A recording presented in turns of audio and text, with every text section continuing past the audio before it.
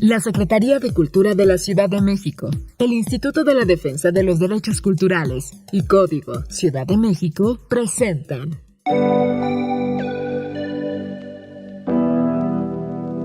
Construyendo derechos culturales con perspectiva de género, nuestras realidades, nuestras luchas, infancias, legislación y afrofeminismos.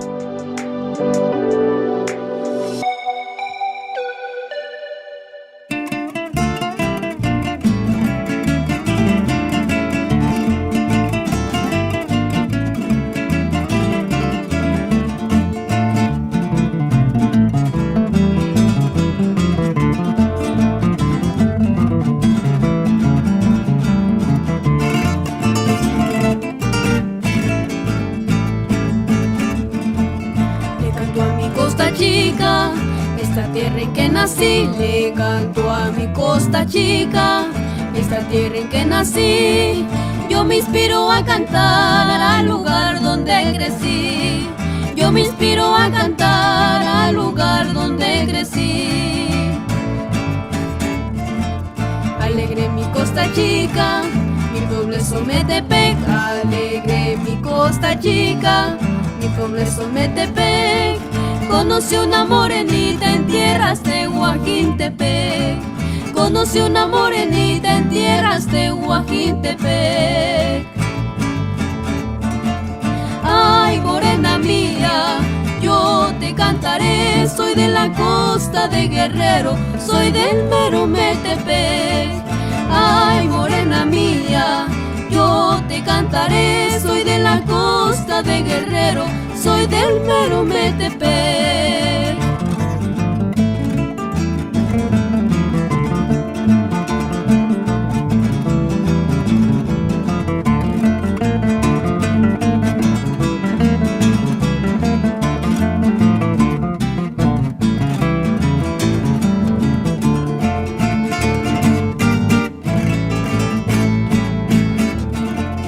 Me invitó a bailar chilena, bailamos un zapateado. Me invitó a bailar chilena, bailamos un zapateado.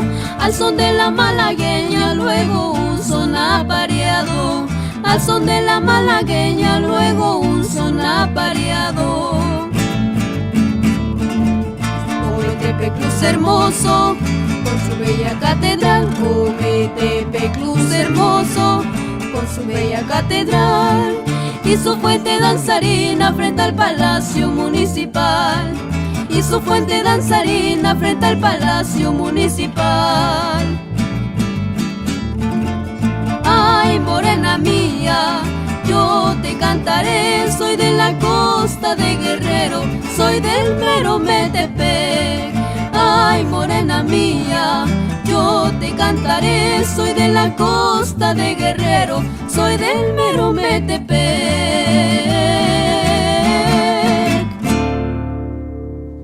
Construyendo derechos culturales con perspectiva de género. Hola, bienvenidas, bienvenides y bienvenidos a una entrega más de este podcast. Nosotras somos Paola Aguiluz, Getsemaní Guevara y Stephanie Salas, coordinadoras de Marejada en disciplina con perspectiva de género. Para quienes nos escuchan por primera vez, nos gustaría compartirles qué es Marejada. Somos un proyecto independiente creado en 2019 para visibilizar prácticas artísticas de mujeres que tienen lugar al margen del circuito hegemónico del arte. A través de 5 formatos de trabajo, buscamos abrir espacios seguros, libres de competencia, propicios para las complicidades, inclusivos y críticos en torno a los feminismos, la diversidad sexual, los afectos, la ciudad, las periferias, la memoria y el cuerpo. Y bueno, en el programa del día de hoy, antes de iniciar la conversación con nuestra invitada, queremos compartirles un poco de la historia del Día Internacional de la Eliminación de la Violencia contra las Mujeres y de los 16 días de activismo contra la violencia hacia las mujeres y niñas. Tenemos que a partir de julio de 1981, cuando más o menos 200 feministas latinoamericanas se reunieron a las afueras de la ciudad de Bogotá, Colombia, para conocerse, intercambiar ideas y crear proyectos para el futuro en el primer encuentro feminista latinoamericano y del Caribe. En el último día del encuentro, las participantes tuvieron una sesión plenaria durante la cual se leyeron informes y resoluciones de las distintas comisiones. Una de las propuestas fue organizar actos en toda América Latina contra la violencia hacia las mujeres y se concretó declarar el 25 de noviembre como Día Internacional de la No Violencia contra la Mujer. Se eligió ese día en memoria de las hermanas Patria, Minerva y María Teresa Mirabal, apodadas las Mariposas. Ellas fueron asesinadas en República Dominicana en 1960 por su activismo político en oposición al gobierno del dictador Rafael Leónidas Trujillo. En el marco institucional fue hasta diciembre de 1993 cuando la ONU aprobó la Declaración sobre la Eliminación de la Violencia contra la Mujer en un contexto en el que la mayoría de los gobiernos consideraban la violencia contra las mujeres como un asunto privado. Para el año 2000, la Asamblea General de la ONU tomó la resolución que designó al 25 de noviembre como el Día Internacional de la Eliminación de la Violencia contra la Mujer, teniendo como objetivo principal crear conciencia pública sobre este problema. Marejada y el Instituto de la Defensa de los Derechos Culturales se interesan en promover y difundir políticas públicas y culturales que atiendan las desigualdades de género que se manifiestan en distintos sectores de la vida social.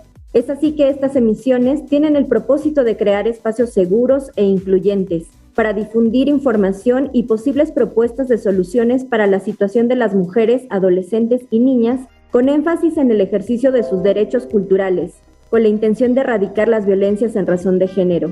Conscientes de que existe más de una experiencia de ser mujer, el tema del programa del día de hoy es Nuestras realidades, nuestras luchas, infancias, legislación y afrofeminismos, para la cual estamos muy contentas de contar con la presencia de María Celeste Sánchez, su guía. Pues bienvenida, Celeste. Antes que nada, queremos agradecerte mucho por haber aceptado esta invitación y vamos a compartir brevemente al público un poco de su trayectoria. Celeste Sánchez es afromexicana, licenciada en Psicología y doctoranda en Ciencias Biomédicas, investigadora en ciencia básica, emprendedora social y activista en pro de las causas de grupos en situación de vulnerabilidad. Como emprendedora y activista, su colaboración se enfoca en la incidencia para fomentar una cultura y prácticas de respeto a las diversidades, el fortalecimiento de los derechos de las niñas, niños y adolescentes, población migrante y mujeres afromexicanas, y a combatir el abuso sexual infantil, la exclusión y la violencia en contra de personas y grupos por su pertenencia a múltiples categorías sociales. Es colaboradora de Afrodescendencias en México, Investigación e Incidencia AC, organización que trabaja para visibilizar y revalorar el aporte de las personas afrodescendientes al desarrollo económico, social y cultural de nuestro país.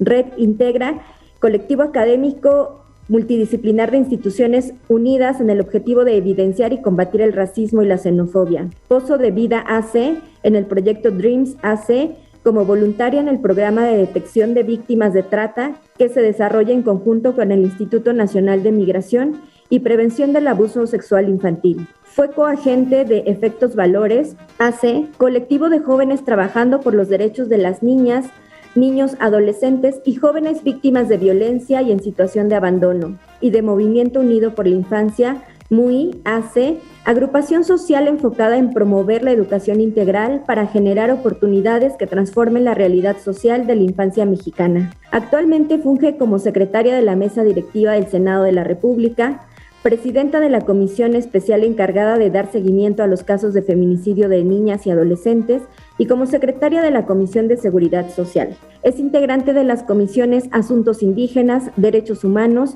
Ciencia y Tecnología, Cultura, Relaciones Exteriores, América Latina y el Caribe, y Asuntos Fronterizos y Migratorios. Sin duda, como escuchamos ahorita, tu labor ha sido ardua y has actuado desde distintos frentes, y por ello en esta ocasión decidimos abordar 3 ejes en esta entrevista. El primero de ellos es respecto a las infancias. Como escuchamos hace un momento, pues has colaborado en varios proyectos enfocados a la prevención del abuso infantil, así como en pro de los derechos de las niñas, niños, adolescentes y jóvenes víctimas de violencia y situación de abandono. Celeste, ¿nos podrías platicar un poco más sobre estos proyectos y las acciones que podemos realizar también para combatir el abuso sexual infantil? Bueno, yo me acerqué a mi vida como activista, participando como voluntaria en un proyecto, como bien ya lo decías, Paola, sobre prevención de abuso sexual infantil. En principio era un trabajo de acompañamiento a niñas, niños y adolescentes, además de mujeres migrantes, bueno, principalmente centroamericanos, que eran los que en esos tiempos eran el mayor número en las estaciones migratorias. Yo participé en la estación migratoria de Las Agujas, en el proyecto de Dreams, dentro de la Asociación de Pozo de Vida. Ahí comenzamos a acompañar a los niños, niñas y adolescentes. Yo principalmente por mi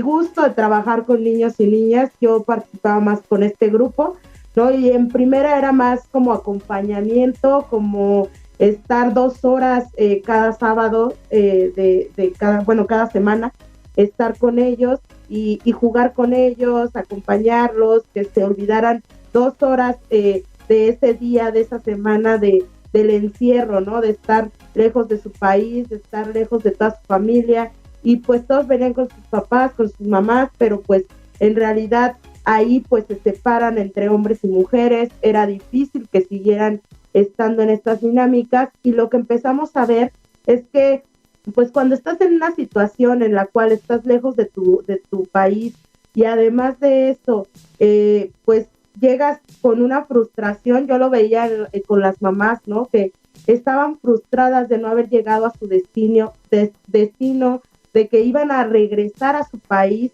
ya no teniendo nada porque gastaron todo su dinero que tenían en este viaje, ¿no? Que llegó a no tener un buen fin, ¿no? Y que los tuvieran en ese lugar, pedir refugio y todo esto. Pues los niños y las niñas no estaban acompañados ni de su familia ni de nada, sino que todos estaban jugando o tratando de jugar, tratando de olvidar, ¿no? Y en realidad los padres como que creían, ¿no? Pensaban que como tenían 4 o 3 años, pues no se daban cuenta, ¿no? Sin embargo, cuando platicábamos con ellos, pues te contaban con tantas especificaciones lo que habían pasado, el por qué estaban viajando, a quién habían asesinado de su familia, qué estaba pasando, por qué tenían la necesidad de viajar, que ahí fue cuando nos dimos cuenta que no solamente necesitaban este acompañamiento, ¿no? Sino necesitaban pues actividades que generaran prevención, protección de todos estos peligros que provoca pues viajar, ¿no? Viajar ya sea acompañados o no acompañados, que sabemos que es lo peor que podría pasar y que sigue pasando, ¿no? Porque su familia, sus papás o sus mamás ya están en Estados Unidos, ya están en otros países y no pueden regresar por ellos, ¿no? Solo mandan por ellos. Entonces lo que hacíamos, empezamos a capacitarnos en prevención de abuso sexual infantil y después hicimos un programa para hacer 3 o 4 talleres distintos. Eran 4 talleres distintos, los cuales se daban cada semana. Pues esta era una población que iba cambiando por mucho, ¿no? Se iban a sus países cada semana, iba cambiando la población. Entonces tenía que ser un taller de 2 horas en el cual se diera información relevante, ¿no? Y así hicimos estos talleres por medio de juego, por medio de cuentos, por medio de actividades, para conocer su cuerpo. Nos dimos cuenta que no sabían cómo se llamaban las partes íntimas, ¿no? Sus genitales, no sabían cuáles, les decíamos qué era lo que faltaba en este dibujo y nadie podía decir los nombres, ¿no? Tenían apodos cada uno y todo era a base de, o sea, lo empezaban a decir con risas, con pena, hasta las mamás y los papás que participaban a veces también lo decían con pena, y te das cuenta que pues este es uno de los primeros peligros a los que se enfrentan, ¿no? Ni siquiera saber cómo se llaman las partes que deberían de nadie tocar, que no, o sea, si no es por limpieza o por otra cosa, ¿no? Entonces, creo que al decirles bien cómo se llamaban, ¿no? Si era vagina, si era pene, si eran testículos, y saber que solamente podían ser tocados por ellos mismos o cuando se tratara de limpieza, Creo que eso fue un paso para que, y saber también, creo que esto es algo muy, muy importante, ¿no? Que ellos tuvieran la confianza con alguien, con una persona adulta, acercarse a decirles esto pasó y esto no, ¿no? Y sí decirles que no necesariamente tendría que ser el papá o la mamá, porque siempre decimos es el papá o la mamá, pero sabemos que no es cierto, ¿no? ¿Cuántos casos son la mayoría en el que la persona cercana es el padre, el tío, el abuelo, la madre, la tía, la que genera estos abusos sexuales, ¿no? Entonces, al decirles, ¿saben qué? Solamente deben de acercarse con alguien con quien tengan mucha confianza y denunciar estos hechos. Creo que, bueno, de eso se trataba en estos talleres, ¿no? Y eran 2 horas a la semana y pues eran distintas poblaciones, porque algunos eran regresados a sus países u otros tardaban un poco más porque estaban pidiendo asilo en nuestro país. Entonces así fue como comenzaron estos talleres y que llevamos a algunos otros estados, pero principalmente fue en la Ciudad de México. Gracias por compartir esto y sí es muy importante porque, o sea, esto que mencionas que parece muy, muy simple de nombrar, ¿no? Las partes del cuerpo y que esto es un elemento muy importante para las infancias, ¿no? Para justo verbalizar lo que está sucediendo, también pues para compartirlo y qué importante también es prevenir, o sea, sabemos que también, o sea, si como personas adultas el migrar es muy complejo, bueno, como niñas, como niños, debe ser una situación, bueno, todavía, ¿no? Se duplican todos estos riesgos, entonces sí es como muy importante porque justo es como que los vemos o vemos como si fueran personas de tránsito, no pasa nada, pero justo todo el acompañamiento que hay que tener para estas poblaciones en el tiempo que vayan a estar, ¿no? Porque justo, y mucha gente lo dice, ¿no? O sea, es que yo no, mi interés no es estar aquí, vengo de paso, pero justo en esos días, en esas semanas que estén acá, pues, ¿qué podemos también nosotras aportarles? Y bueno, para ir entretejiendo todos tus intereses y todo tu trabajo y estas realidades también que enfrenta la población ahora específicamente afromexicana, vimos que en el pasado Censo de Población y Vivienda de 2020 por primera vez se incluyó una pregunta que permitió visibilizar en cifras la existencia de la población afromexicana. 2.5 millones de personas se reconocieron como parte de este sector, lo que representa el 2% de la población total del país, y de la cual 50.4 son mujeres, quienes solemos vivir justo un doble proceso de invisibilización por raza y por género. Y bueno, en este contexto, una de las expresiones cotidianas del racismo que se enfrentan las mujeres, pues, o enfrentamos las mujeres también es la hipersexualización de los cuerpos de las niñas y mujeres negras. ¿Cómo abordas esta situación en tu trabajo legislativo? Hace poco también hablaba de esta hipersexualización. Creo que para hablar de la violencia hacia la mujer se debe de hacer desde un enfoque interseccional, ¿no? Porque pues no a todas nos afecta de la misma forma, no todas tenemos el mismo nivel de vulnerabilidad. ¿Por qué digo esto? Porque cómo afecta a una mujer afromexicana, a una mujer indígena, a una mujer en situación de movilidad y de pobreza, que se hipersexualice su cuerpo, ¿no? ¿Por qué? Porque genera mucho más vulnerabilidad si tenemos estos cruces de vulnerabilidades, ¿no? Si venimos de una familia en donde no se nos enseñó que esto estaba mal, ¿no? Que podemos denunciar, que tenemos redes de apoyo, y esto en la mayoría de las personas, de las mujeres en situación de vulnerabilidad no lo tienen, no tienen a dónde acudir, no tienen qué hacer. Entonces debe de haber especificaciones, formas en las cuales se atienda, formas distintas en las que se atienden las necesidades de cada una de las mujeres. Justo hace poco estábamos hablando de cuáles eran los retos en el tema legislativo también para las mujeres afromexicanas, y pues uno de ellos es que en las leyes tanto estatales como federales que están a favor de las mujeres, en contra de la violencia, es que no hacen este tipo de diferencia, ¿no? Si bien es para todas las mujeres, pues debe de ser atención prioritaria para las mujeres que sufren este tipo de vulnerabilidades, ¿no?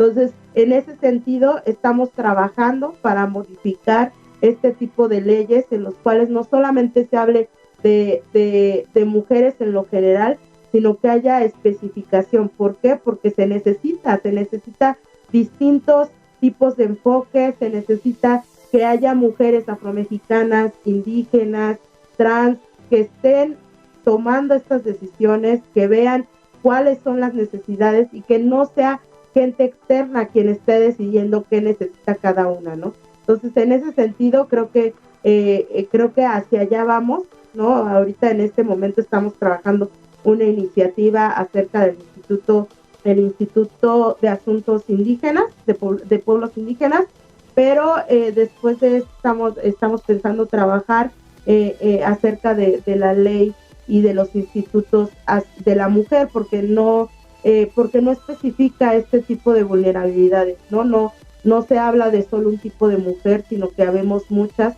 hay mucha diversidad, y al reconocerlo tanto en la Constitución, ya como bien decías, que ya estamos reconocidos en el artículo C, en el artículo 2, creo que en el inciso C estamos, pues ya se debería de armonizar todas las leyes para que esto en realidad se vea reflejado, ¿no?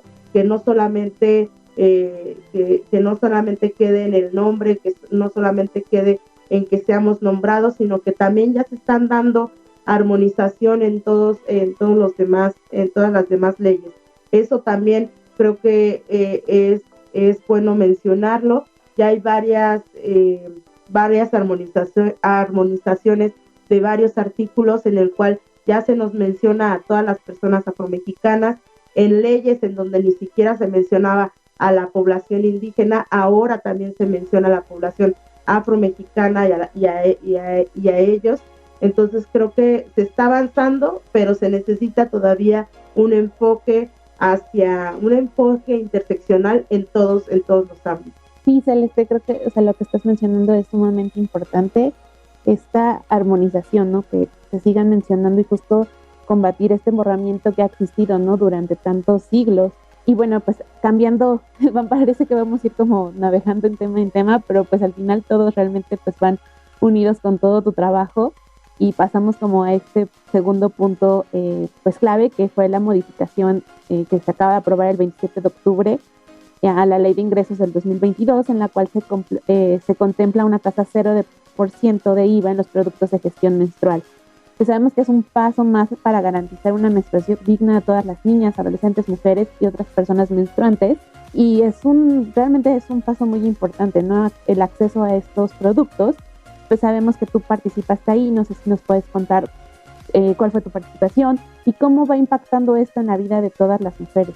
Justo como bien mencionas, hace poco se aprobó esta tasa 0 a los productos de higiene menstrual, y considero que es un paso enorme que muchos hombres y muchos otros que no quiero mencionar, no decían que eso qué, ¿no? Que para qué servía, que eso que tenía, que cuántos pesos se iba a ahorrar una mujer, y eso habla de la ignorancia de tanto hombres como otras personas que viven en privilegio, que pueden acceder a estos productos, que $1, $2 no les importa, ¿no? Y dicen que cómo esto podría afectar o ayudar la vida de las mujeres. No estamos hablando de la vida de todas las mujeres, estamos hablando de la vida de las mujeres pobres, de las mujeres afro, de las mujeres indígenas, que por años no han podido acceder a estos productos, ¿no? Que utilizan papel de baño, que utilizan trapos, que no pueden ir a la escuela por estos productos, o cada vez que tenemos nuestro periodo, no podemos ir a la escuela. ¿Por qué? Porque no tenemos ropa, porque vamos a ensuciar, porque ni siquiera sabemos que tenemos que poner este tipo de productos para que esto no pase, ¿no? O sea, esto me recuerda mucho a que, pues, cuando mi abuela comenzó a menstruar, ¿no? Su madre todavía le decía, le pegó, o sea, la primera vez que mi abuela menstruó, le pegó, ¿Por qué? Porque ella creía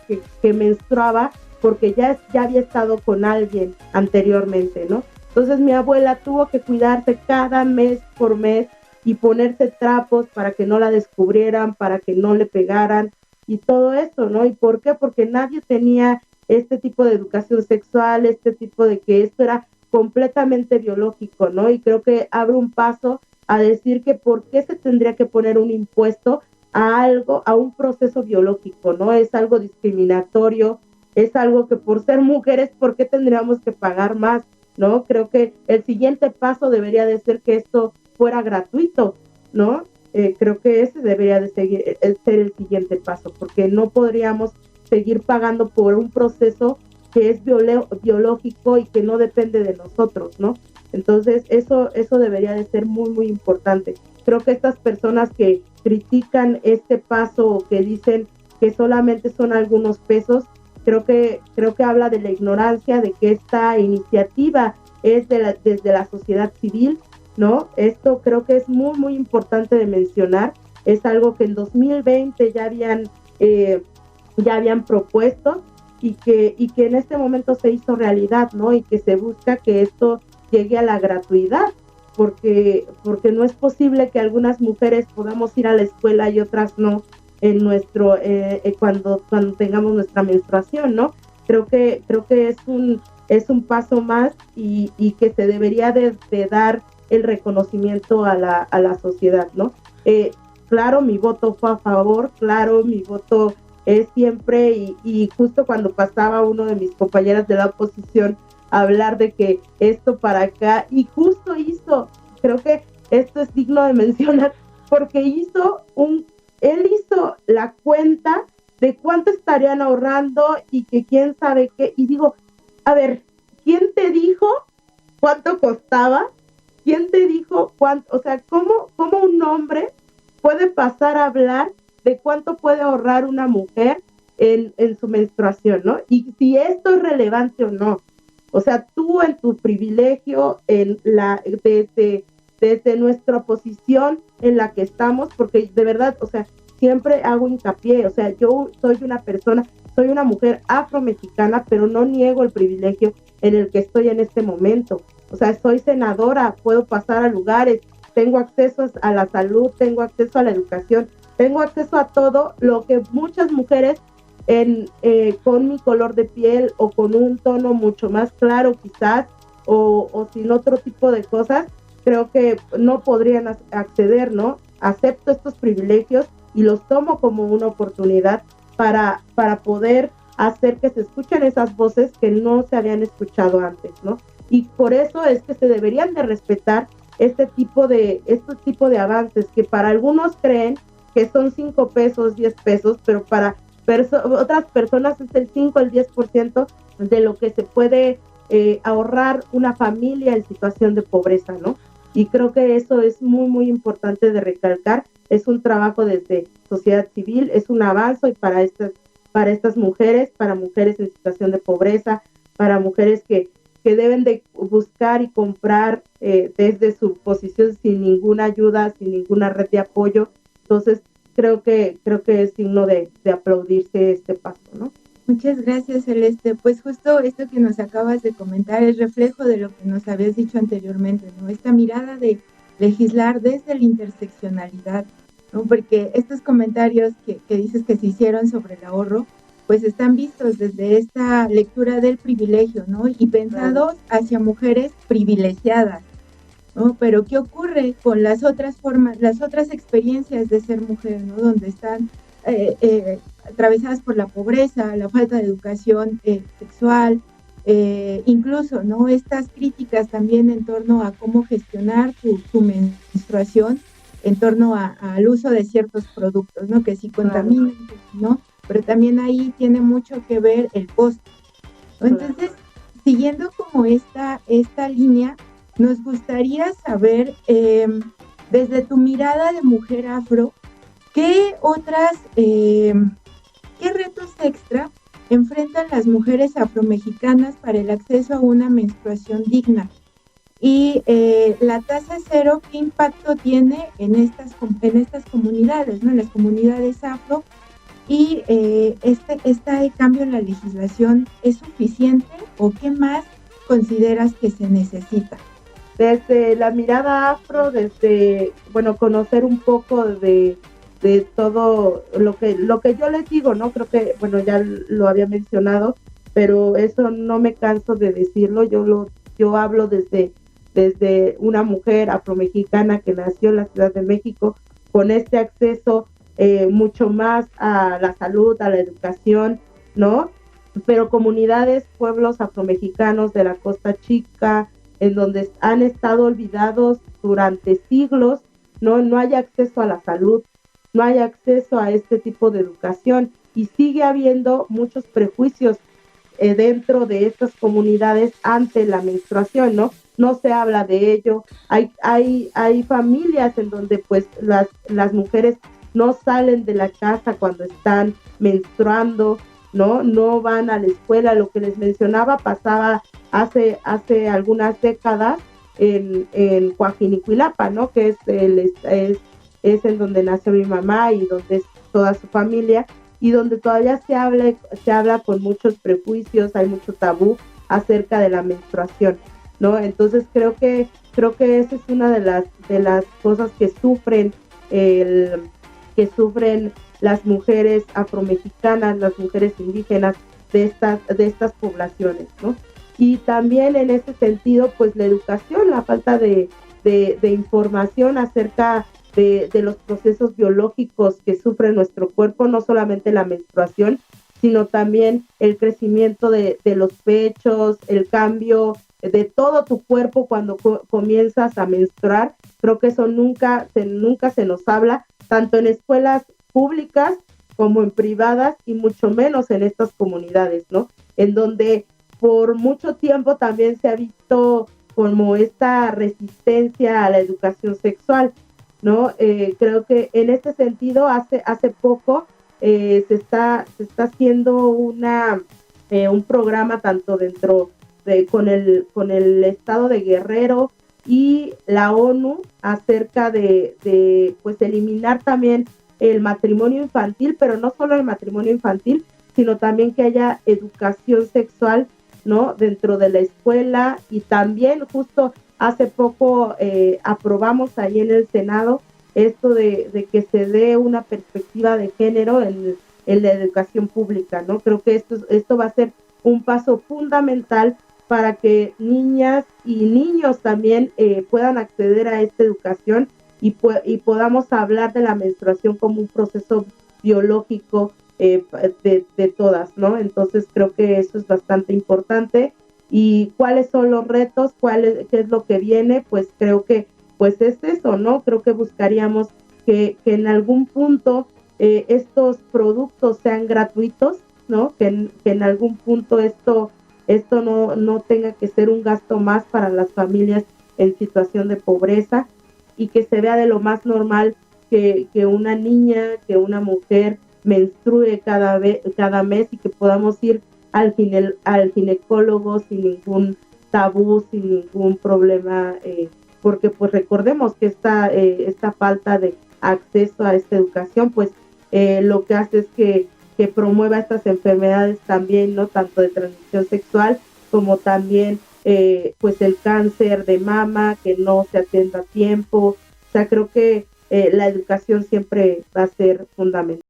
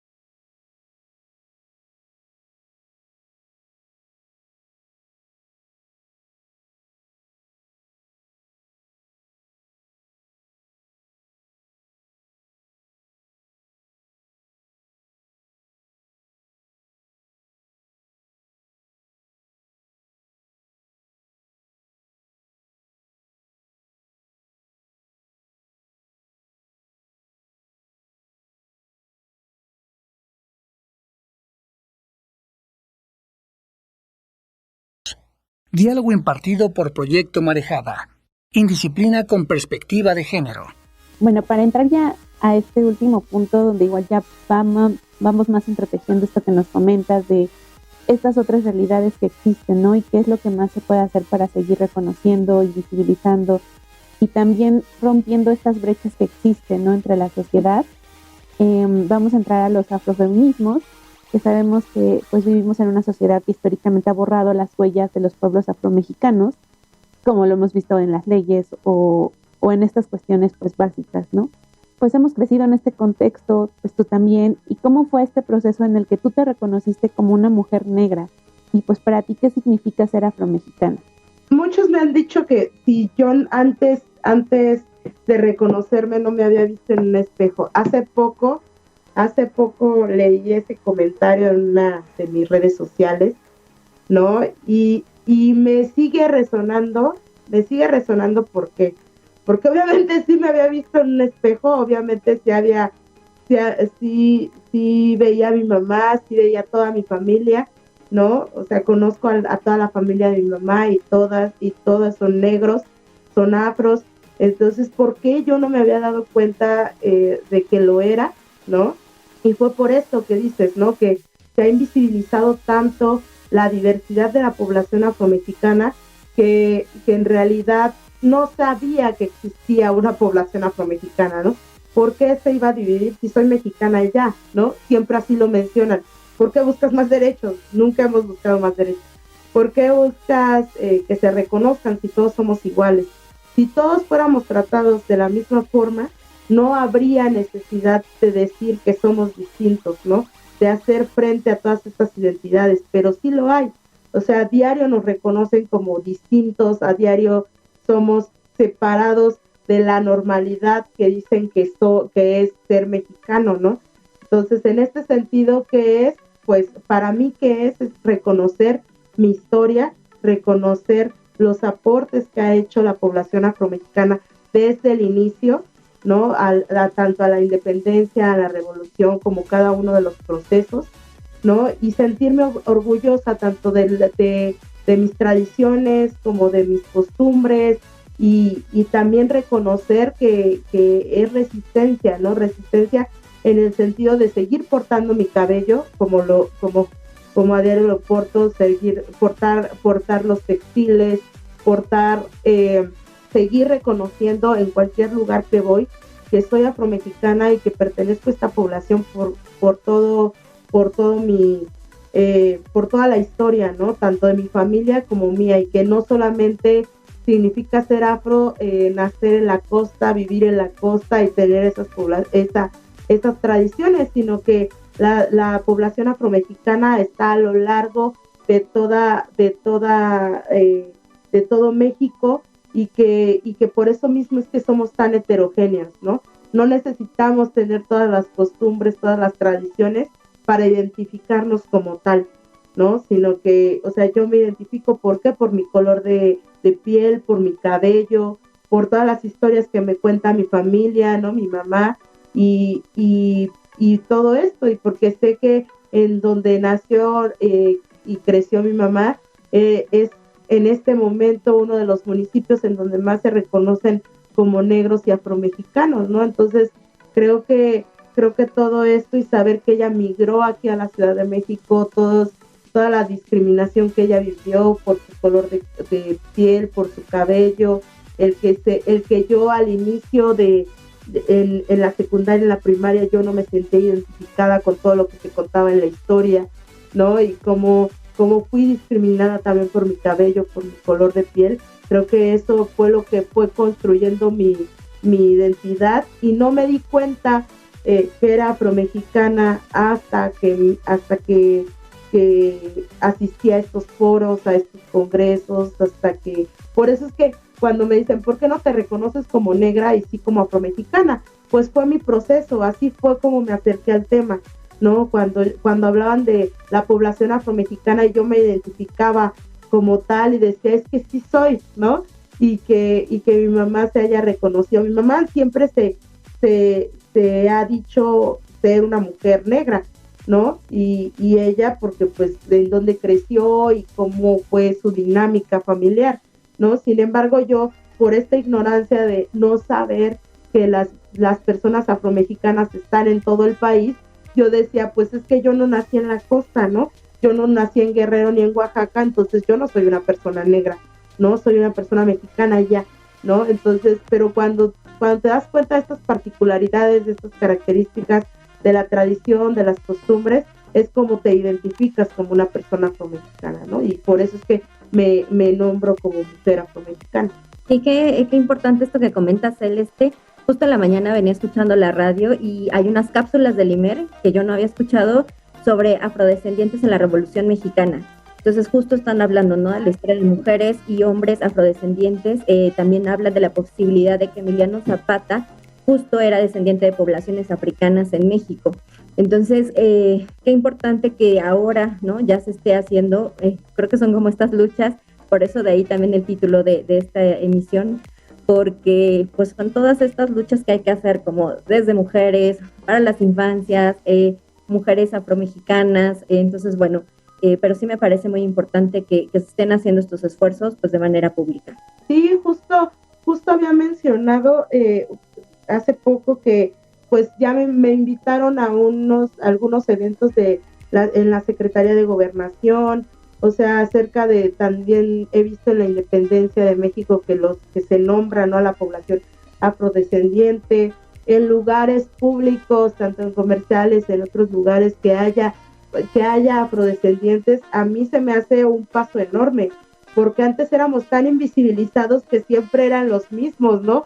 Que cómo crees que va a haber negros o que va a haber indígenas, esos están en sus pueblos y ya, ¿no? Y están súper separados de todos los demás, porque los mexicanos somos como españoles, ¿no? O sea, todos tenemos un ascendiente español y de ojos azules, y que por eso tenemos este apellido, ¿no? Entonces siempre se menciona este tipo de ideas. ¿Por qué? Porque eso es algo digno de reconocer, debemos estar súper orgullosos, ¿no?, de que tuvimos un abuelo de ojos azules o algo por el estilo, ¿no? Y eso te habla también del racismo y la discriminación estructural que siempre ha existido, ¿no? No solamente de invisibilizar, sino también decir qué es ser un mexicano y cómo debería de ser un mexicano, ¿no? Entonces, creo que al abrir la puerta a que se den más diversidades, abre la puerta a que se construyan la identidad mexicana con todo esto, ¿no? Con todas estas diferencias que antes decíamos, no, pero eso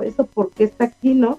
Y al hablar de también la identidad mexicana, es también hablar de las poblaciones recientes de migrantes, ¿no? Que no solamente ahora son centroamericanos, como hace algunas décadas era principal, ¿no? Sino que también en este momento pues hay una mayor migración de personas haitianas, ¿no? De personas africanas, de diversos países de África. Entonces son nuevas migraciones, va a ser nueva la forma en cómo se construya la identidad afromexicana, la identidad mexicana, y pues debemos de estar preparados para las diversidades, ¿no?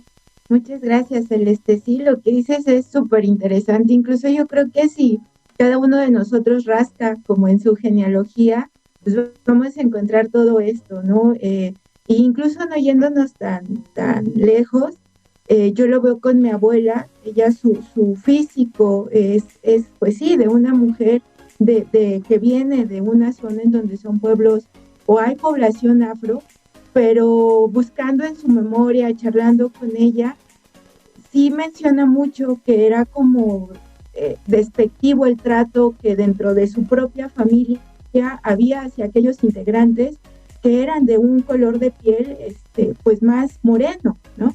Entonces sí te vas dando cuenta ahí que aunque lo neguemos, ahí está, ¿no? Y lo importante es que cada vez lo hacemos más visible, se hace más presente, y también quienes nos pensábamos ajenos a estos pueblos, pues estamos viendo que ahí también están nuestras raíces, ¿no?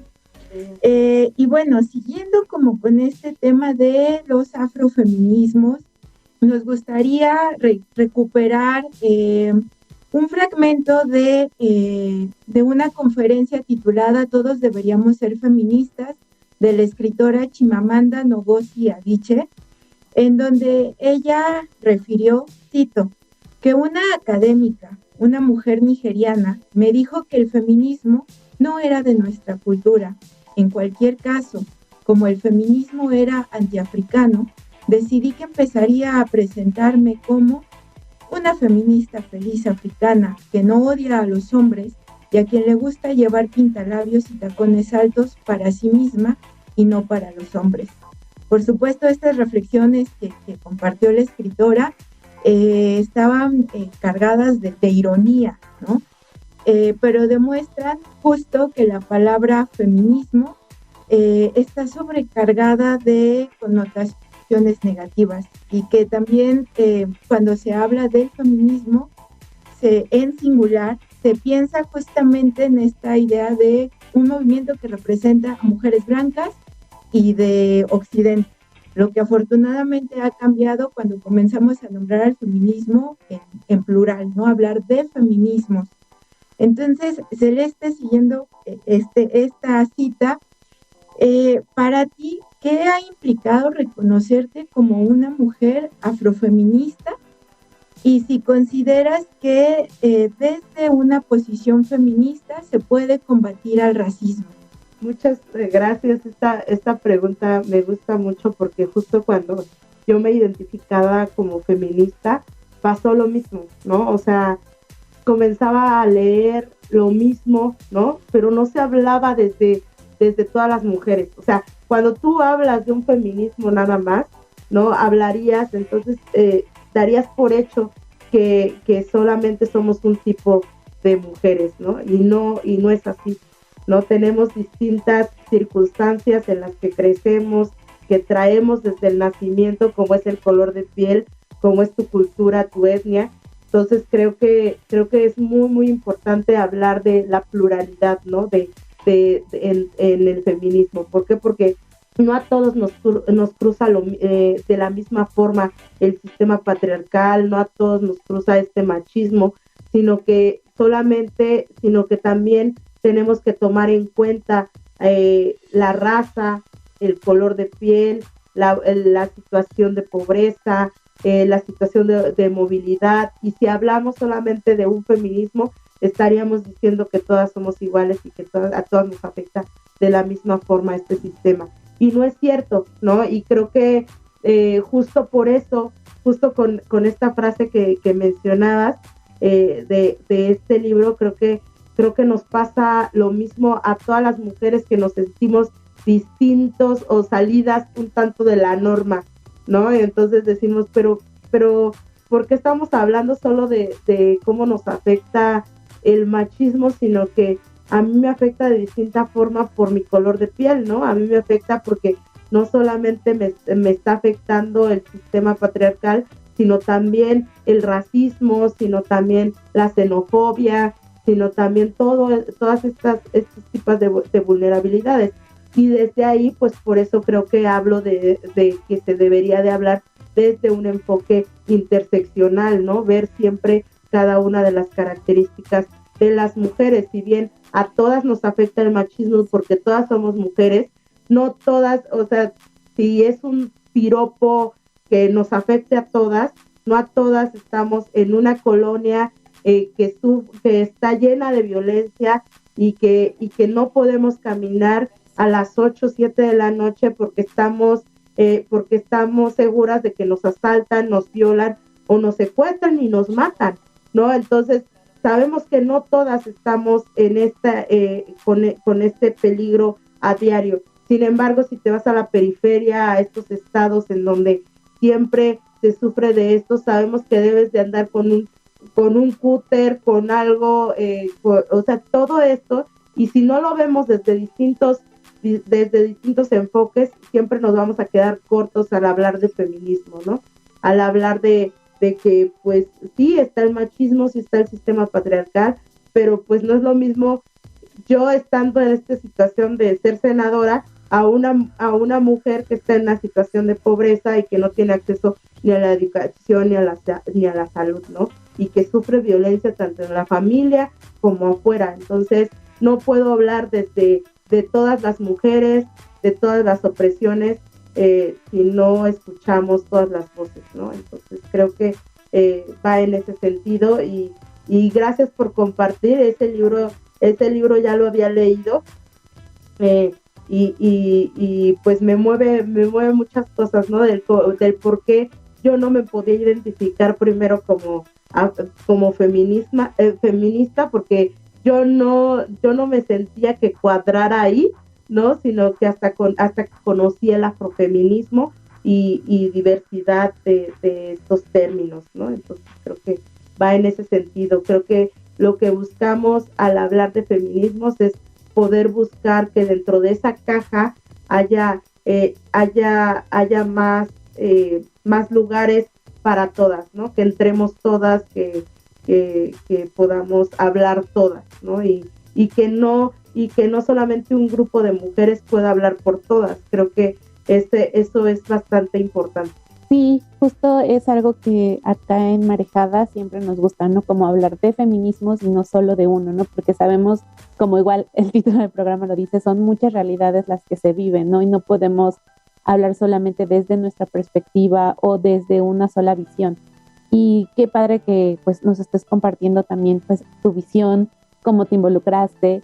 Y pues ya ir como un poco concluyendo esta sesión, pues vimos que trabajas en muchas organizaciones, ¿no? Y en redes que luchan por este reconocimiento, por lo tanto, para el acceso por una vida digna en la población afromexicana.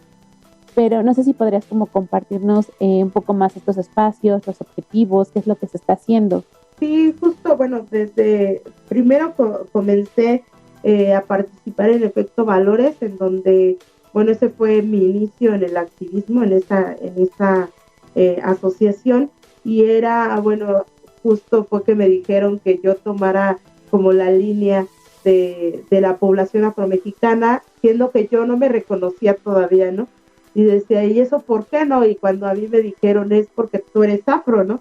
Y yo, pues, fue cuando me quedé, sí, entonces fue cuando comencé a investigar un poco más, a buscar un poco más, y fue así que me involucró en el tema.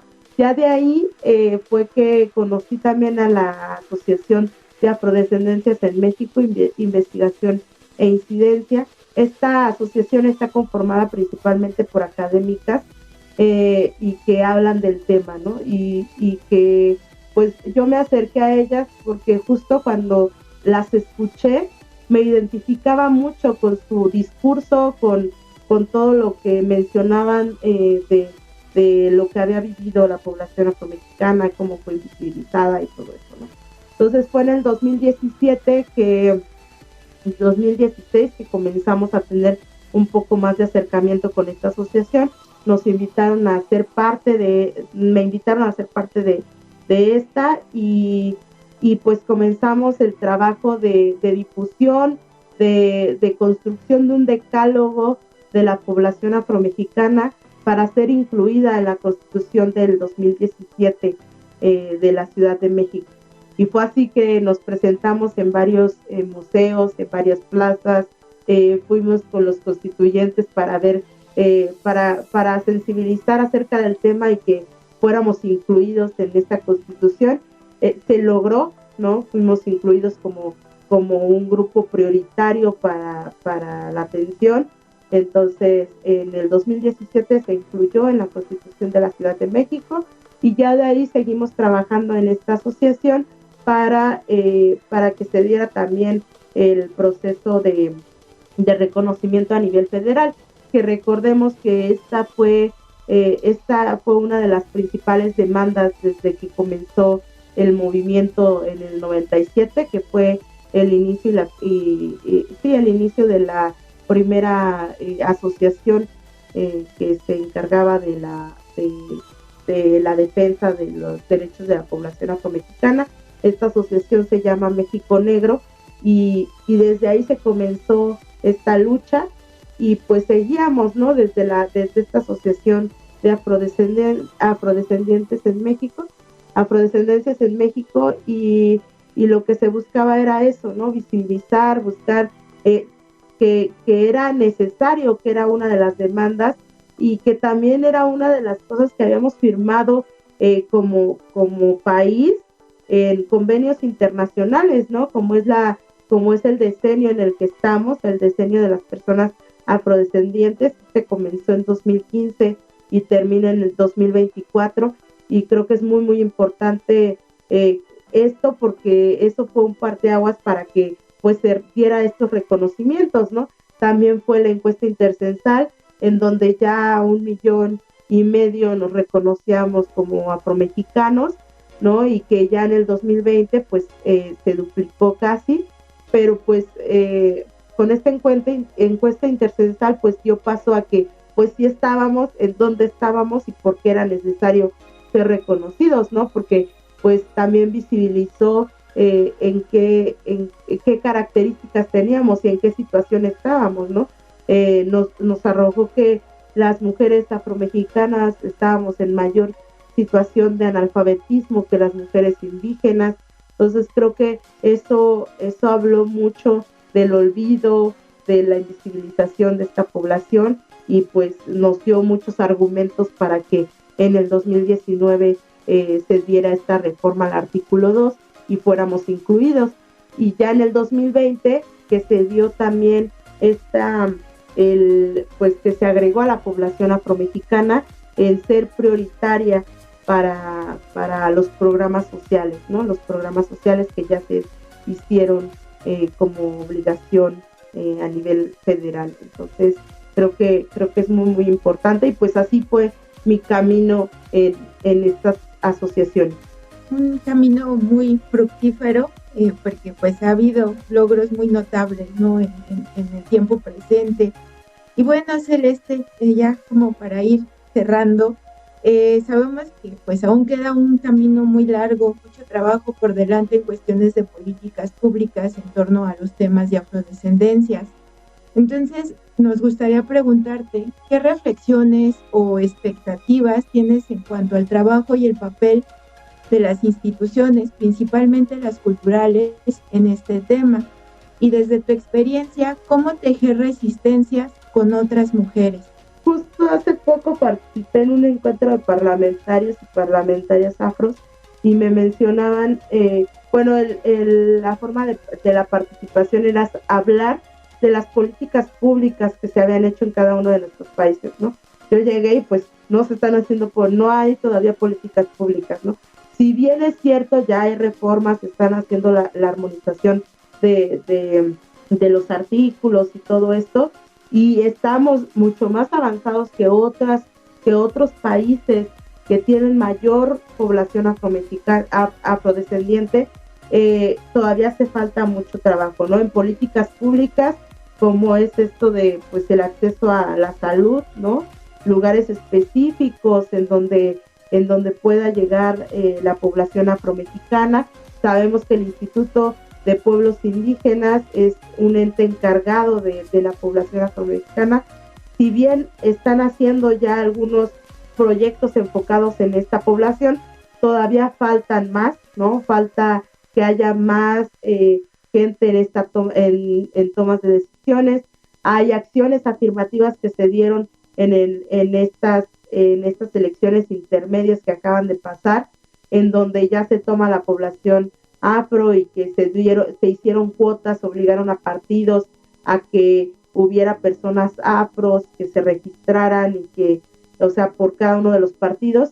Si bien es un avance, creo que tenemos que ser críticos y tenemos que ver que pues por falta de varios candados en estas acciones afirmativas, pues hubo usurpaciones. Justo estábamos comentando, hay 6 personas que llegaron por esta cuota. Uno de los obstáculos es que no son visibles.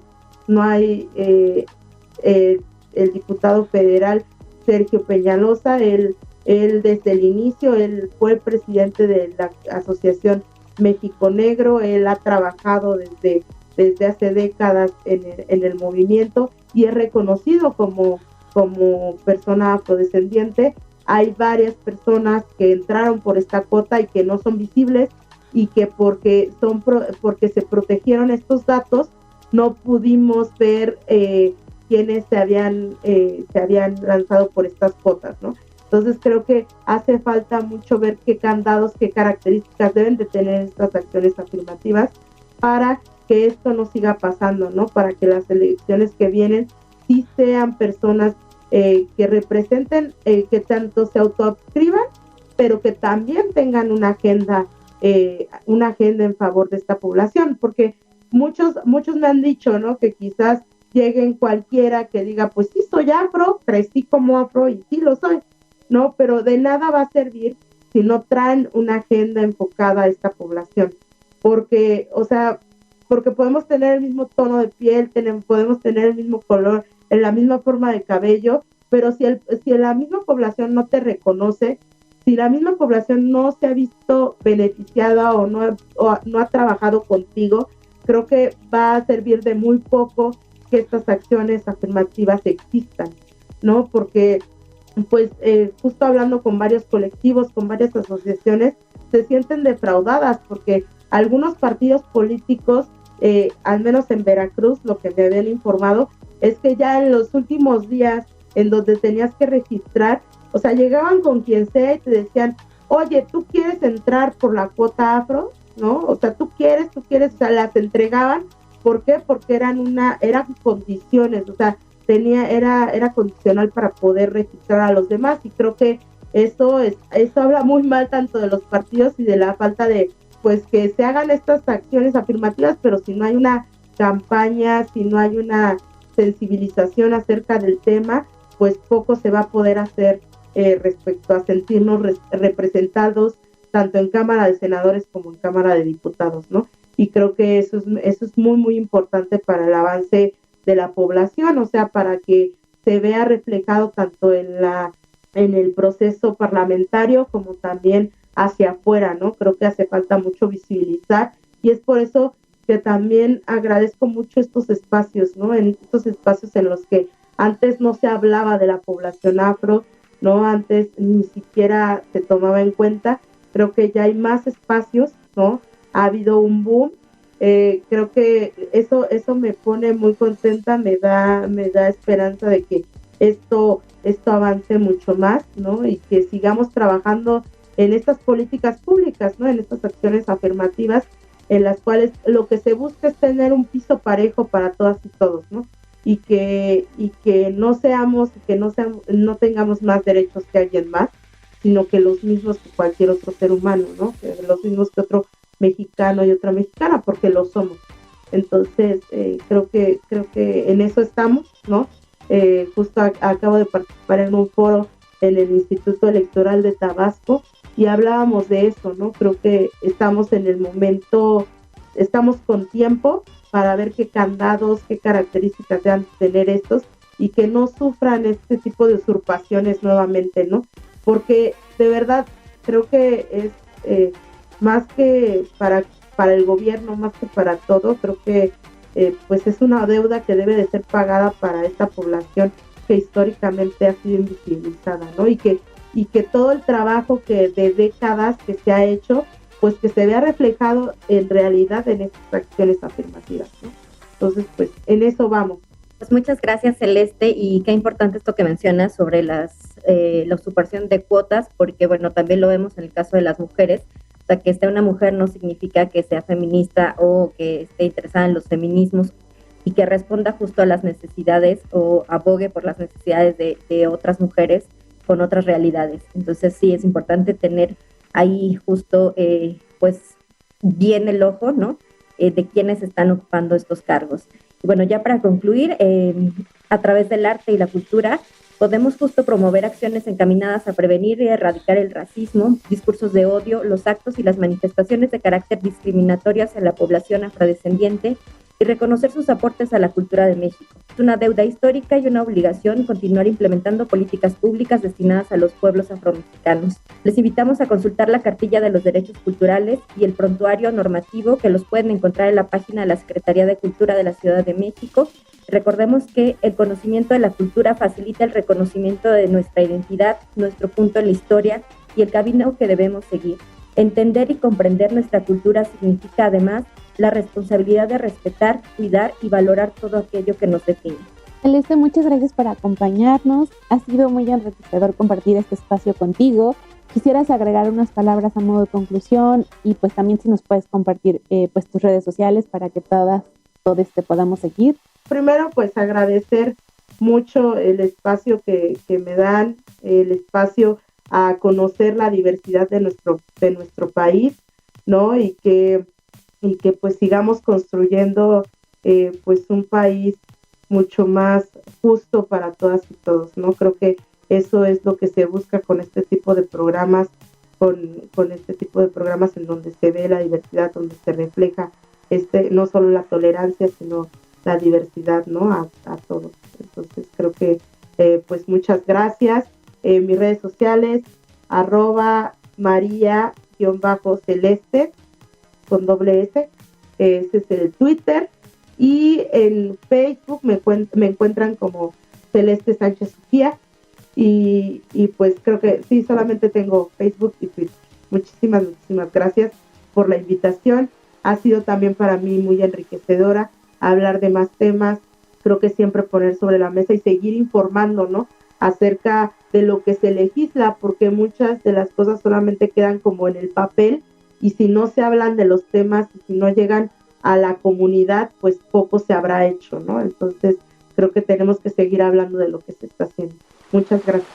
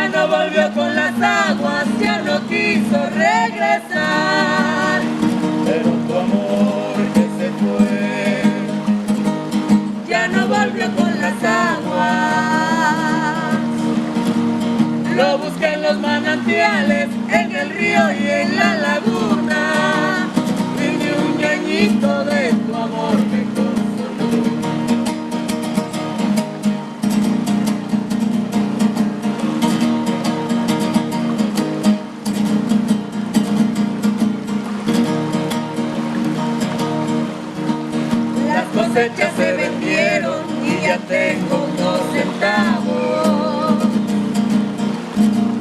Las hojas ya se cayeron y yo te sigo esperando. Se secaron los arroyos y hay cosecha de ciruelas. llevaré nuevas tierras y mis besos por si llegan. Pero tu amor, que se fue con rumbo al mar, ya no volvió con las aguas, ya no quiso regresar. Pero tu amor que se fue, ya no volvió con las aguas. Lo busqué en los manantiales, en el río y en la laguna, y ni un ñañito de tu amor me consoló.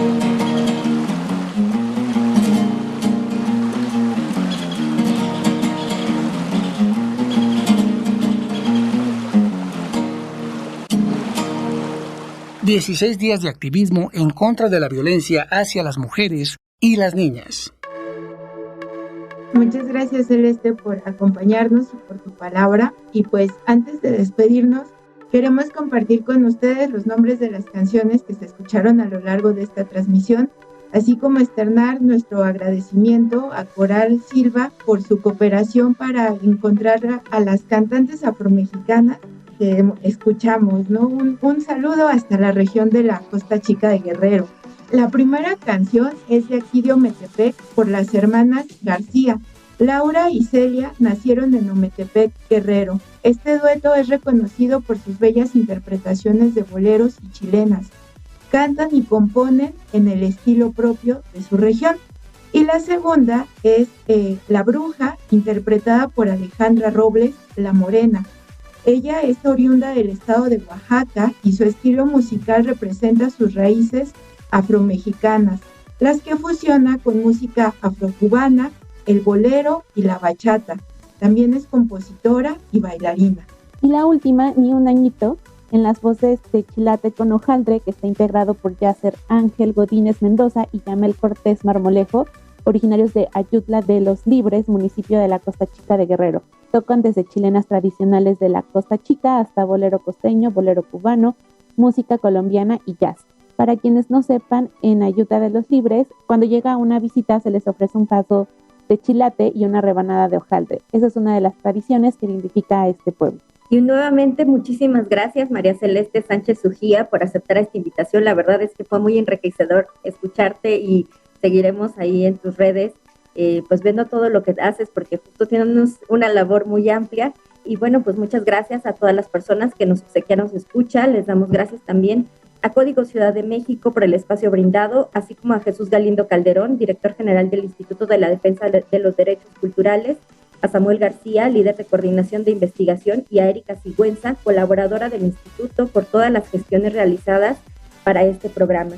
Les extendemos la invitación para que nos sigan en nuestras redes sociales y compartan con nosotras sus comentarios, dudas, sugerencias, quejas o cualquier otro guiño. En Facebook, Instagram y YouTube nos encuentran como marejada.indisciplina. No olviden escuchar este podcast, que lo pueden encontrar por tiempo indefinido en Código CDMX, Radio Cultural en Línea, donde también pueden encontrar las emisiones anteriores de Construyendo Derechos Culturales con Perspectiva de Género. Somos Paola Aguiluz, Getsemaní Guevara y Estefany Salas. Hasta pronto. La Secretaría de Cultura de la Ciudad de México, el Instituto de la Defensa de los Derechos Culturales y Código Ciudad de México presentaron